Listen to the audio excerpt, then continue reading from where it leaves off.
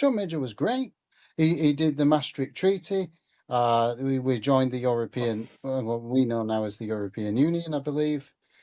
Free trade. He cut the deficit. He cut spending as a share of GDP. Ken Clarke put in tax cuts as well, although mainly on basic rate. I thought John Major was fine. I mean, he was a bit dry, I suppose. And the atmosphere is tense as John Major steps up to make his keynote speech, reasserting his authority as Prime Minister.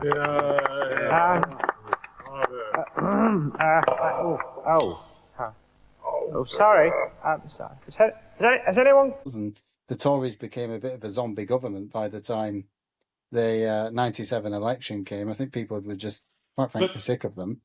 But Luke, that was, by that point, actually, that had become much more, it wasn't really about the economy, was it? It was much more about yes, that people were just tired of the Tories, but much more about the sleaze and the sex scandals and the money in brown envelopes. Because actually, the Blair government, and I think they even admitted this, they inherited, I don't know if you'd call it a golden economic legacy from Ken Clarke, but certainly a pretty positive economic legacy. Thatcher was right about the One Nation Tories.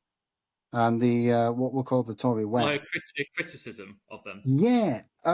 You had a situation where you effectively had the One Nation government. Was it Ted Heath in the 70s? Yeah, well, Ted Heath started a bit like he wanted to do union laws reforms and he started off as a monetarist, and he backed out. Carry on.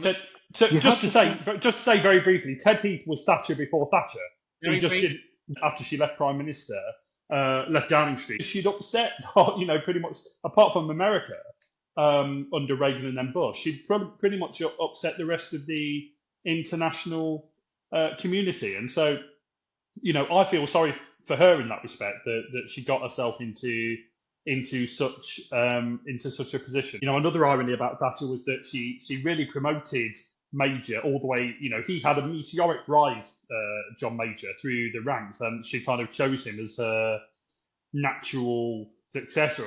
And yet, actually, when he became Prime Minister, when he succeeded her, he was much more nuanced in his leadership. And I think in that respect, her, despite having been this quote unquote great Conservative Prime Minister, her legacy after she left Downing Street was baleful for the Tory party. I mean, it was she was partly responsible for its downfall.